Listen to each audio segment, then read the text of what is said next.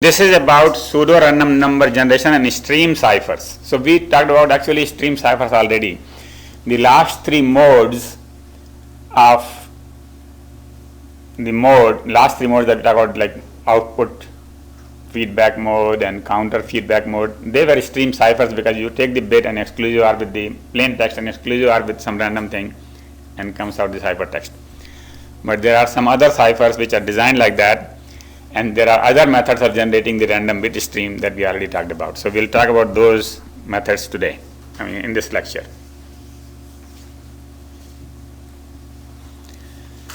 So there are 5 parts in this chapter 7. First is, how do you generate random numbers? What are the principles and how do you generate them? And then how do you use block ciphers to generate them, and then what are the stream ciphers, and then RC4. RC4 is one of the commonly used stream ciphers.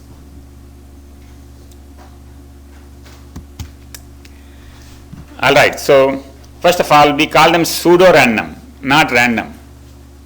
Pseudo means half, or not real, unreal or something like that, right? So pseudo-random means they look like random, but they are not really random.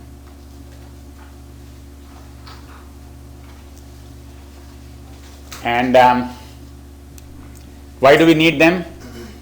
Well, actually, we really need random numbers, not pseudo-random numbers. So let me just say, we need random numbers because we want to use them as nonce, because we want to use them as key stream for one time pad. So this is the number stream that we use to exclusive OR to the plain text is called one time pad, right? That stream has to be totally random. So we need that.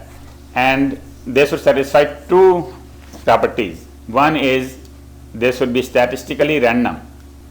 That means if we ran any of the statistical tests, and there are many tests, chi-square and there are many tests. Actually, some of you I notice here have taken the performance analysis course last semester, and we have gone through this. In part of simulation, we need random numbers. So we have gone through testing and all that. So we need to have that uniform distribution. It should be equally, basically all numbers should be equally likely, uniform distribution, independent, so that given one number you should not be able to predict the second one. But for security we need even stronger thing, not just independence, we need unpredictability of the future values from previous values. So if somebody has the previous values, they should not be able to guess or get the future values.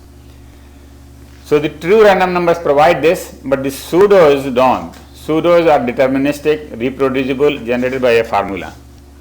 So pseudo random numbers are generated by a formula, as I will show you, and using that formula you can generate numbers that look random, but anybody can generate them at any time. So they are very predictable. And for simulations, we like those numbers because we want to be able to do the simulation and run it again and again and again and get the same result. Because if every time you ran the simulation, the result came out, you wouldn't know when you want to demonstrate your simulation, something totally different comes out. So for simulation cases, we need that pseudo-ness in the random numbers. But for cryptography, we don't want reproducibility like that. So first let me show you the pseudo-random number generators. A very simple example is that if you use this formula, xn is equal to 5xn minus 1 plus 1 mod 16. You start with x not equal to 5, put 5 here, 5 plus 5 25, 5 times 5 is 25, plus 1 is 26, mod 16 is 10. Right? Then you take 10 and you put 10 times 5, 50, plus 1, 51, and mod 16 is 3. So you keep doing this and you will get this stream 10, 3, 0, 1, 6, 15, 12, blah blah blah, and then again 10, 3, 0, 1, 6, 15, blah blah blah, and so on and so forth. So you see they are cycling. Right? Now before we talk about the cycle, let's talk about one more thing, is that these numbers are between 0 and 15. So we divide it by 16 to get these numbers which are between 0 and 1. And generally we like to have numbers between 0 and 1 because then we can get any size number by simple multiplication. But this is the number. So if you do any statistical test, this will pass the statistical test for all of those things we talked about before. So it is uniformly distributed. It is independence test. Actually, there is no test for independence, but you cannot see dependence. There is no correlation. And what else we said? We said statistically random, yeah. So that's all there in this particular sequence. But it is very predictable. If somebody told me 0, 6, 25, I could tell what the next number would be. So this is not very good for cryptography. But before we go for what is good for cryptography, let's just see a little bit more theory of this. So what you need is a seed. The first number that you start is the seed. And then you have a cycle. This is called the cycle length. And the total thing, this is called the tail, and the total thing is called the period. So you want really long period, and you want a long cycle as well. Probably you want tail to be 0 if possible at all. So anyway, so these are the good properties, is long cycle and period. And so you could select any seed. Suppose you started from here, then you would go next, come back here, and so this would be your cycle and period, right? So you have to really start with the seed, and depending on where you give the seed, your cycle starts, and then you come back to the similar things. So it was done in 1951 by D.H. Lehmer. He actually, I think he worked for IBM, but I'm not sure. And he simply observed very simple thing, that the powers of a number have good random power. The powers of a number, when used in the mod arithmetic, have a very good randomness properties. So if you take a and raise it to power n, and you do mod m, then this thing comes out very good random. Okay, so this same thing can be written up as xn is equal to a times xn minus 1 mod m, where a is the multiplier, m is the modulus, and xn is the next number. Xn minus 1 is the previous number. So this is how we started. Then at that time he selected a equal to 23 and m is equal to 10 raised to 8 plus 1, and both these numbers were good because he was working on a decimal machine. So multiplication by 10 raised to 8 is trivial, or division by 10 raised to 8 is trivial in a decimal machine. But we don't have any more decimal machines. We have binary machines. So when we select nowadays, we don't use m like that. Second thing is he selected a equal to 23. So people have generalized it since then. Now we use a times xn plus b. So we also have an additive component mod m, and then there are whole books. Knuth has written whole volumes about how to select a, b, and m. We will not go through that here in this course because this is really only a side topic. We are not going to use any of this. So this is called linear-congruential generator.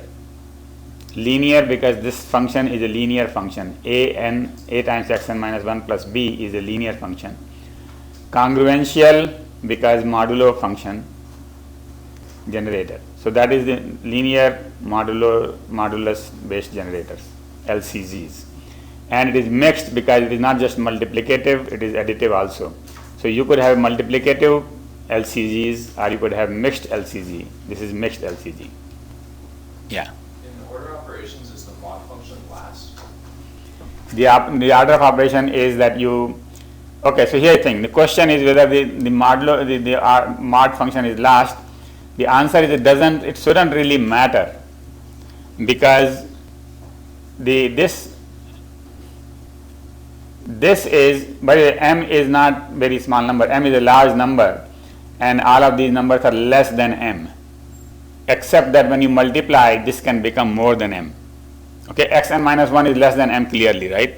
But when you multiply it with a, so let's say a is simple 2, and xn minus 1 is 2 raised to 31 or something like that. But you add a and b and then you form. Yeah. So the thing is, you could do mod. The thing is, what I was getting to was that the mod is somehow distributive over plus sign. So you could do these and add them. It's the same thing. B mod m would be B for sure. But A times xn minus 1, you could do the mod beforehand and then add B. Right? Okay. So, all right. So these numbers have problem that they are very predictable. So people said, no, we cannot use them, but they use something very similar in cryptography. In cryptography, what we use is a generator called Blum Blum Shub. These are the three people whose last names are here. So this generator is as follows. You take xi minus 1, square it and do mod n, you get xi, and then you don't take the whole xi, you just take the last bit of xi, just one bit. So the whole operation generates one bit. Okay. How do you select n? To select n, you take two large primes, two very large primes. You don't use small primes. You took very, very large primes, P and Q. And generally you take primes, not generally, this is required, that you take primes that are 3 mod 4. Okay, P mod 4 would be 3 and Q mod 4 would be 3. Basically what that means is that the last two bits of these primes have to be 1, 1. Okay, 3 mod. So basically, for example, let's see, here I have not written, but can you give me a prime number, a small prime number, not large prime number, that is 3 mod 4? 11. Yeah, 11 is a good number because 11 is 3 mod 4. 11 mod 4 is 3. What about 7? Is also right, and 3 itself. So the idea in all of these numbers, the last two bits are 1, 1. So that 3 mod 4 is simply guarantees that you don't start with 0, 1 or 1, 0. Actually 1, 0 will never be a prime, but 0, 1 would be another possibility. So those primes are excluded. So you take two primes which have the last two bits 1, you multiply them, that becomes your n. And then you do this mod operation. Since this is a large prime and this is a large number, then this is all very difficult to break. And all you are using is 1 bit. So that's another thing, is that nobody knows the whole xi. All they know is 1 bit. So even if you got 100 bits from the past, you don't know xi. And you cannot predict xi plus 1, and you cannot predict the next bit. And the reason is, another thing is that even though you know n, you don't know p and q. And you cannot find p and q because these are very large primes. Factorization is still very difficult. So today we will talk about why that is, basically how do you do all this, what are the difficult ones later on. But one of the theory and one of the difficulties that the current cryptography relies on is difficulty of factoring. It is very difficult to do factoring, it is very difficult to do log, and so on and so forth. And so it's very difficult to factor large primes. So therefore it is unpredictable given any run of bits, but it is very slow also. With all this operation, which takes a lot of computer time, you get 1 bit. And therefore you are not going to use this generator to generate the key string and to generate that one-time pad. What you use it for to generate the keys. Once you get the keys, then use something faster to generate the pad.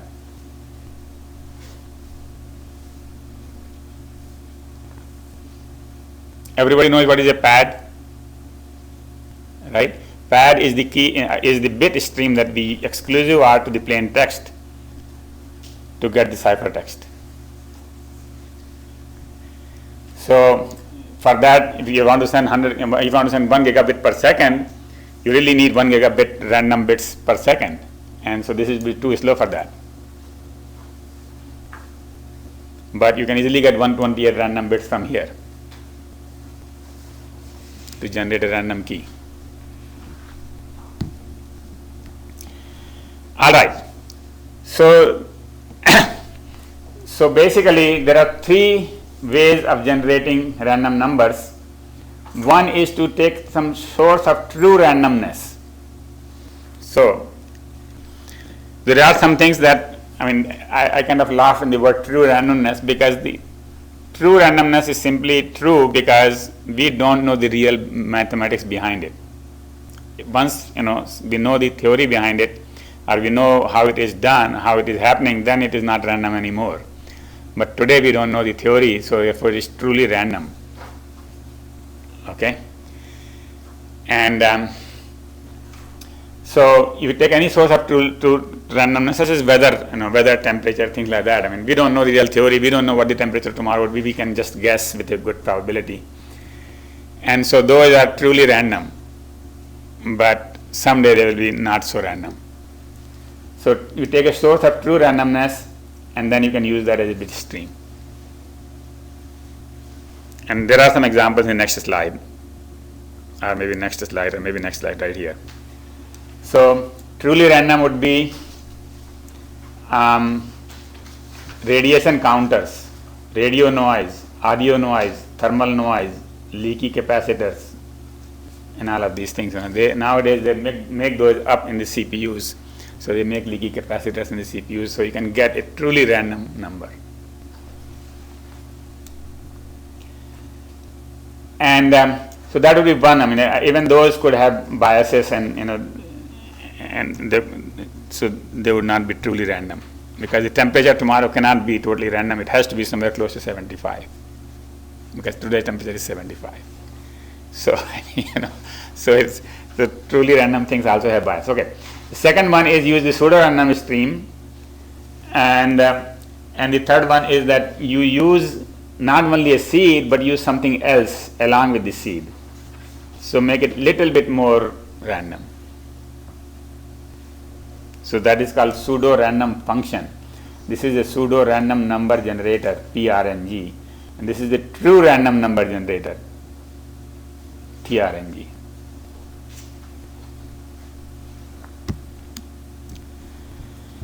So one of the easiest method to generate cryptographic random numbers, pseudo-random numbers, cryptographic pseudo-random numbers, is to really use one of these ciphers. You take anything and you encrypt it, that gives you pseudo-random number bits, right? And that you can do fast, because these encryption techniques are designed to be fast. So that is the way, basically. So you can use CTR, counter mode, and here is your initial value. You keep increasing it by 1 and keep encrypting it with a key, and that gives you pseudo-random bits that you can use for one-time pad. Or you can use the output feedback mode. Remember, we talked about that already, that you just take something and then you encrypt it, and whatever comes out becomes the next seed value.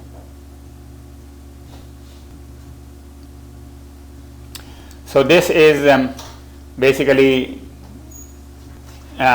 which can be used to create keys, and so basically this could be used to create even master keys. Means the master key, random master key. The problem would still be there as to how we send it over to the other side, but whoever is generating the key could use these things to generate the master key. And then it says that for creating session keys from master keys is that when we are talking, when two computers are talking, they keep changing the keys every few minutes by deriving the keys from the previous keys and things like that. So the keys are not used for very long. Same keys are not used for very long. So those are called session keys. From master key you derive the session keys, just like we derived the round keys from master key, from the main key. Similarly, in a communication session, we keep deriving the session keys from the master key. So here is a sophisticated generator for cryptographic purposes, is specified in X9.17 standard. ANSI. Everybody knows what is ANSI. Everybody knows. Who knows? American National Standards Institute, ANSI. And so there are many standards bodies in the United States, but this is national in the sense that this is the government body. And then whatever this makes, it takes it to ISO, and that becomes the ISO standard later. So this is somewhat confusing that their notation is very similar to ISO notation and ITU notation, to have a letter followed by a number and so on and so forth. So it's like X.25, X9.17. But anyway, so what they are saying is that we are going to use DES, triple DES. And we are going to use triple DES 3 different times. EDE, EDE, EDE. EDE is encrypt, decrypt, and encrypt. And so first we take the date and time right now. So that makes sure that every time we don't use the same number again. Right? We use that as a kind of initialization value. We triple encrypt it. Whatever we get, we use here same way, like exclusive or encrypt and exclusive or kind of set mode. You take a seed, you exclusive or and encrypt, and then whatever comes out is your random stream or one-time pad, and then you feed it back here, and you do again EDE with same keys. So the same keys go 3 places. K1, K2 go here, K1, K2 go here, K1, K2 go here. So this is EDE with 2 keys. And then this becomes the next seed. Comes around.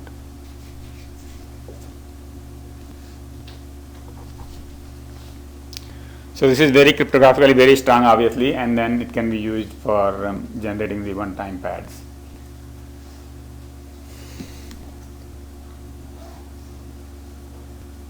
Any question about that? All right, we already had this slide done, natural random noise.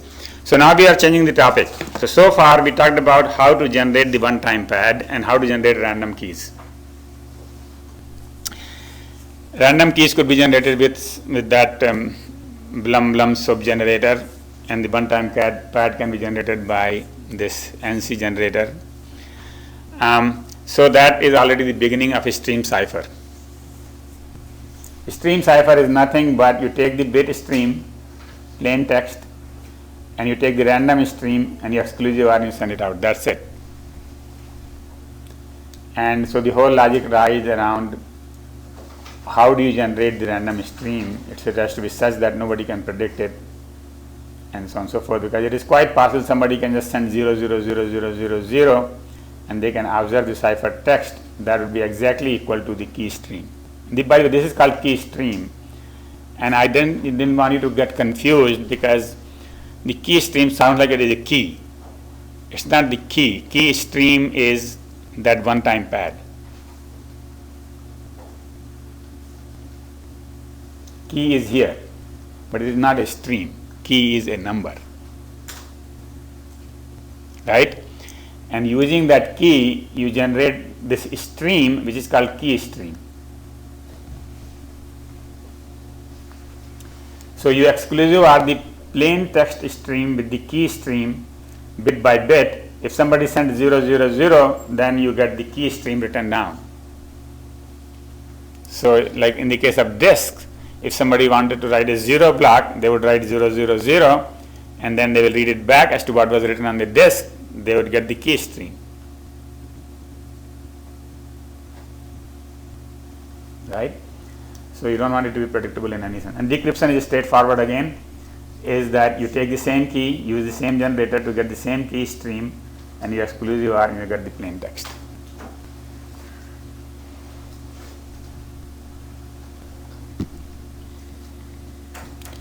So one of the popular generator is called RC4. R stands for RAN cipher text 4. Who is RAN? RAN is the RAN revest, the R in RSA. And he has given many things to us, including the RSA algorithm that we'll talk about in some chapter. But he has also given us RC1, RC2, RC3, RC4, and so on and so forth. Those are the stream ciphers. And then he has given us the hashing functions like MD1, MD2, MD3, MD4, MD5. Many of you are using MD5 and you have at least heard of MD5. So those are all RAN's creation. All right, and obviously he has a whole company called RSA Incorporated, so I'm sure he's a billionaire. And he still teaches at MIT, and you can, so I don't know how he finds the time for all this. But here is one of his creations, RC4. So obviously RC4 is fourth in the series of ciphers. RC1 was broken, so RC2 was created, RC2 was broken, so RC3 was created, RC3 was broken, so RC4 was created. And I think there is RC5 now, but I'm not sure right now. But anyway, so RC4 is one we are going to talk about right now. It is owned by RSA and RAN revest. It is basically a byte-oriented stream cipher, so you get a whole byte, not a bit. All right, and it is widely used in SSL, TLS, BEP, WPA. SSL you must have heard about, all of you must have heard about, and we will talk about that also later on whenever you use HTTPS, right? That is SSL, and sometimes it is TLS. So that is, you are using RC4 there. And BEP is in the wireless, but if you are using Wi-Fi, then you have heard of WPA and BEP. And so there you are using RC4. So basically, he generates a random byte of 8 bits, and then you use it to exclusive R. And the way you do it is actually best explained in this picture, although the code is given here. So let me see. I will kind of flip between these three slides. I think the last slide should be sufficient to explain. So you take your key. Oh, first of all, before you take your key, you have a table of 255 numbers. First number is 0, second number is 1, 2, 3, 4, all the way to 255. These are 8-bit numbers. So the first 8 bits are 0, second one is 0, 0, 0, 0, 0, 1, and so on and so forth, all the way to 1, 1, 1, 1, 1. Right? So you have a table of 256 numbers, which are all the numbers that are possible in a sequence. Then you take your key and you produce a big stream here actually by just repeating the key. So the first, let's say you have k bits in the key, first k bits you just copy them as they are, and then you just repeat them. So the first bit again is copied here, and then here, and somewhere there. So every k bit you repeat the key. And obviously I'm saying k bits, but actually everything is in byte here. So your keys are copied byte by byte, and then you repeat them, byte by byte. So this is the initial state of S and T.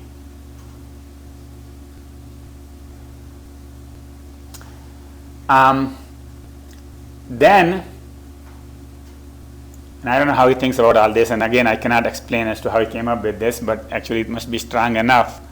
With very simple operation, it is still being used for all the important things that we are doing. So the operation is very simple, but so basically he says take a number j j starts with 0 by the way, and then whatever becomes here it becomes. So you take a number j starting with 0, add the ith byte of s and ith byte of t. So there are two streams here, s and t tables. The s table is 256 byte long only, it doesn't go to infinity. The t also goes to 56, yeah, okay, because we have repeated the key many times, so 256 byte. You just add up these 2 bytes to j, and whatever value you get, you interchange sj with si.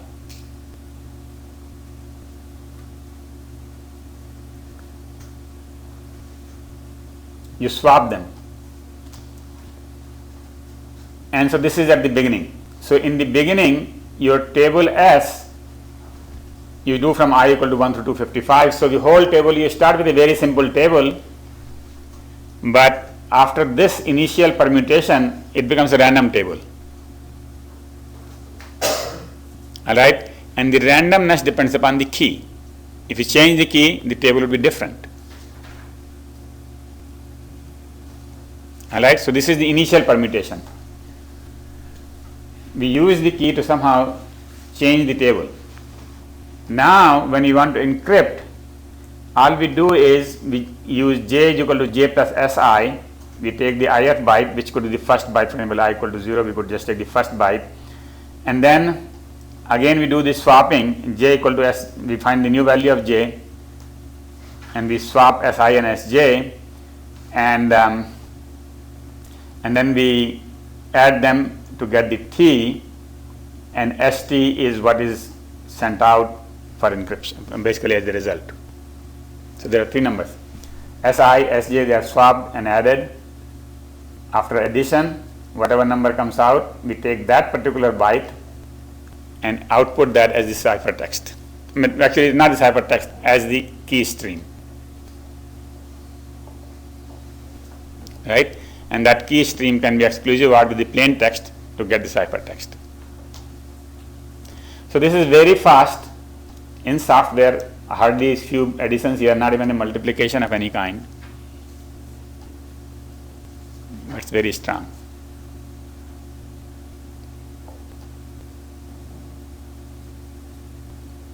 Yeah. So what is T? What is T? Yeah. Okay. Where did that come from? Okay, so basically T, let's start one more time. T is not used during the encryption at all, first of all, right? You notice that during the encryption, we just have S stream. So T is used in the first, before we start in the algorithm, we start for initial permutation. T is used to mangle this table S, so that it is not from 0 through 255, right? And how it is mangled is that you start with T, which is just the key repeated many times. So T, the first, let's say your key is 5 bytes. Well, let's say start with good key. Key is 128 bits, so it is 16 bytes. So the first 16 bytes of T are same as the key. The next 16 bytes are again same as the key, just repeated. The next 16 bytes again same as the key. So you just write down the key as many times as you need for 256 bytes. So in this case, in our example, 16 bytes, you will have to write 16 times to get how much? No, 16 bytes times 8 would be 128, 16, yeah. 16 times 16 is 256. So you write down the key 16 times, that is your T table. Okay? Then you use that T table to mangle the S table. Right? And the mangling formula is very simple. J plus Si plus Ti gives you new value of J, and then you swap J and I. Si and Sj. Right? So, I mean, this is something that actually a good exercise could be just to program this thing, because it's very easy to program. Every book has a code written down, and the code is already given here. Initialization, everything else is given here. So all you have to write it in your favorite language, and you will start getting the ciphertext. I mean, you will start getting key streams, and you can start getting the ciphertext for anything that you want to encrypt. You do have to make sure that the key is confidential, so this T table is somehow erased after this first round, and that the key is not kept in the memory.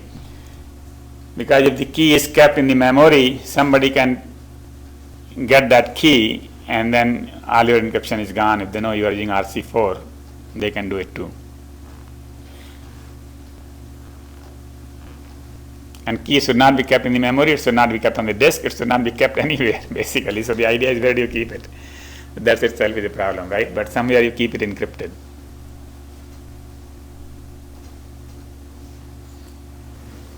All right, yeah. So is it send out truly random or Huh? is this truly random or pseudo-random? Oh, this is, okay, so this is pseudo-random because, I mean, if you know the formula, you can reproduce the same thing exactly. So this is pseudo-random, but it is cryptographically strong. Cryptographically strong in the sense that if I gave you a few bytes of this, you won't be able to figure out the next byte. But if you know the key, it can be generated every time you do it, morning, evenings, it will come out the same numbers. Right? So it is pseudo. Whereas in that other thing we had talked about, the X9 or something, if you do it in the evening, the numbers are different. Yeah. So you're using the same key for 256 bytes string, right? Yeah. And you're using the same key for the next 256 bytes. Oh, so this table is prepared just in the beginning. Now you could do probably 1,000 bytes, or maybe 2,000 bytes with this. But you're using the same key for all. You are using the same key. So now here's the thing though, then I think probably you are bringing up this is that how long can you use the same key? So you don't use the same key for very long. So if suppose you are working on a 10 gigabit system, probably you are going to use the key for maybe a second. Whereas you are working on a 10 megabit system, you can use it for 20 minutes or 20 seconds, something like that. So most of these actually keys have a time to live. Remember, when you go to any HTTPS session, there is a time to live. If you don't do anything in that session, a pop-up comes up and says that your session is being discontinued now. Why? Because they don't want to start, they start a new key sequence. The previous key has expired.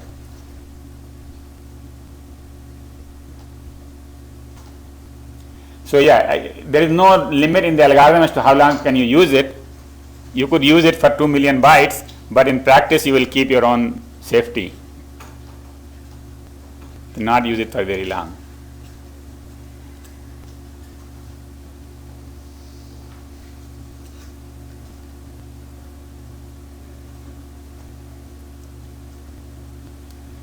Okay. All right. So this I have covered the previous two slides, but you do have to read them very carefully because the homework requires you to read it. So basically, what we do is, as I said, first we initialize S to be just I is equal to 0 through T55, and T is basically the key repeated. Then you start with J equal to 0, I equal to 0 to 55, you add and then you swap, add and swap. So this is the initial permutation.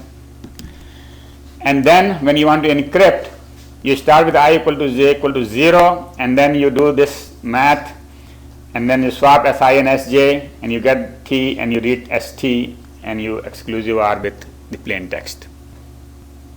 Here M is the plain text for whatever reason rather than P. M is the plain text. All right.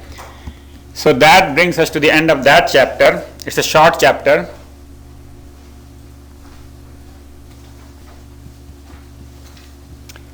And three key summary points are that the pseudo-random number generators use a seed and a formula to generate the next number. It's a very simple formula. And stream ciphers use an exclusive R, simple exclusive R with a random stream, and the exclusive R, the plain text with the random stream to create the cipher text. And RC4 is a stream cipher visa. Right? Okay, so the homework. Homework has three parts. Actually, they are not related in some sense, but A and B are related. The first part is to find the period using the seed x naught equal to 1, and then you want to find the period with x naught equal to 2. The periods are different. And then the third one has to do with the RC4. What RC4 key value will leave S unchanged during the initial permutation? So what value of key you should use so that the S does not change at all, right? That is, after initial permutation, the S will still be equal to 0, 1, 2, 3, 4 to 55 ascending order. So you just have to guess the key value.